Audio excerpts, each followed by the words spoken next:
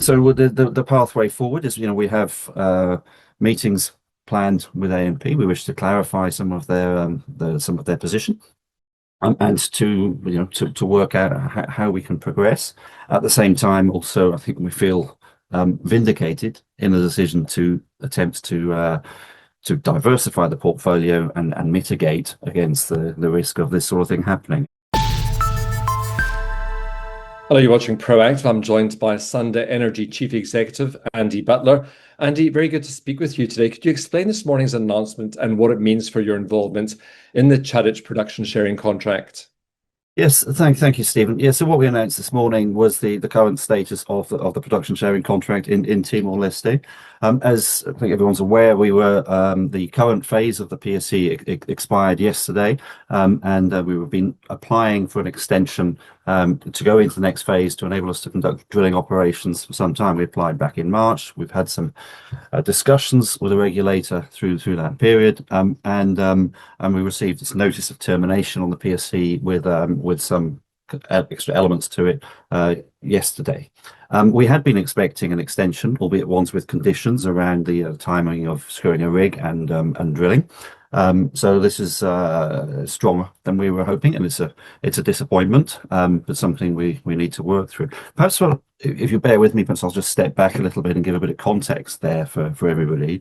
I mean, just over a year ago, we were ready to drill that well, and we were fully prepared. We had the team together. We had a rig contract that was ready to go, etc. But unfortunately, we were not able to progress to drilling at that point because an issue around logistics and particularly local content ended up becoming one around health and safety, and we ended up in an impossible position of not being able to use equipment and not having being able to use alternatives.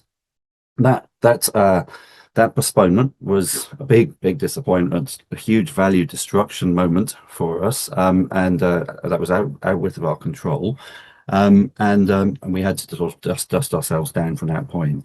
And so we did two things back then, a year ago. We basically decided we dusted ourselves down and said, well, let's progress. Meantime, the rig that we had hoped to use had left the area, so we set out to secure a new pathway towards drilling, and we chose to accelerate plans that we had to diversify the business and reach out to and to secure a broader asset base. So in terms of securing a rig, we pursued a number of opportunities. We went through a process, and unfortunately, it's a relatively remote location, and it was a real challenge to get a rig into the area for a fairly short campaign. And we came close a couple of times, and ultimately were unable to secure a rig. And we did the next obvious thing, which is to align with another operator. So we announced back on the 8th of April that we had come to an arrangement with Sunda Energy, who are drilling a number of wells later next year for their development program elsewhere in Timor-Leste, and that's moving forward nicely. And so combined with them, we were able to offer a much more extended drilling operational period to attract a rig into the area. Their work meant that a rig was coming and we could align with it. So that's been the status up until now, and whilst waiting for an extension. However, as we've seen, that extension has not been granted. We have been given a 120-day window to try and secure a rig on the basis that it was not granted on the basis that we failed to fulfill our work program obligations, which is to drill the well. And as I stated, we were ready to drill it last year, and it was out with our control. We were not able to do so. So the pathway forward is, we have meetings planned with AMP. We wish to clarify some of their position, and to work out how we can progress. It has become even more challenging in some ways because now there's question over title to the project, but we will do our best to work and get a way forward. At the same time, also, I think we feel vindicated in the decision to attempt to diversify the portfolio and mitigate against the risk of this sort of thing happening. And thankfully we do have more strings to our bow now, so we can deal with this issue whilst also creating value elsewhere. So Andy, tell us how it's going with your other interests, so New Zealand and the Philippines. Oh, well, thanks. Well, Well, firstly, New Zealand, the acquisition that we're working through there is very exciting. It's progressing well. Myself and a good number of our team were down there a couple of weeks ago on transition meetings, in working on integration with the team.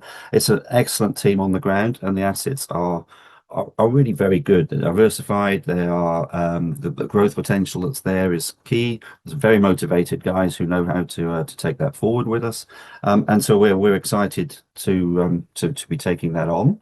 The assets are producing well, and it's obviously prices have been high, and that's a good business to be taking on in support of what we're doing elsewhere. In terms of the process towards closing that deal, so we had some very productive meetings also with the government authorities in Wellington, and they are working through the process to consent to the change of control that is required, and so that appears to be progressing pretty well, and I'm very confident that will close in the sort of times we've indicated in some point in Q3.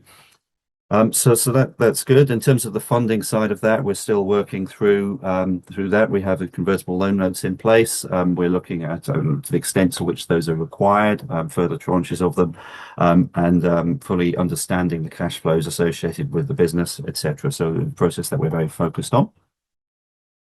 And with respect to the Philippines, we again very excited about how those assets are looking. Obviously, this is non-operated. The operating company, Tetragon, are doing a great job.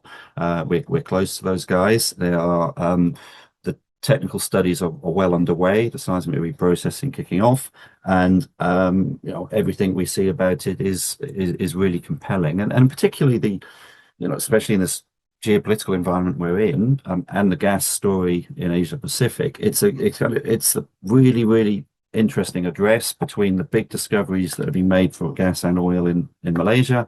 Very big discoveries being made on a regular basis now inside Indonesia in deep water. We're between the two, effectively, same geology, and so we're seeing very interesting interest coming from industry in terms of what we're doing, and so we're very hopeful that our strategy there will pay off. We're talking a gigantic prize for where larger parties will come in and help us. So that's progressing according to plan and well, and looking very exciting. New Zealand's going well, and hopefully within that context also we will find a way through in terms of the project in Timor-Leste.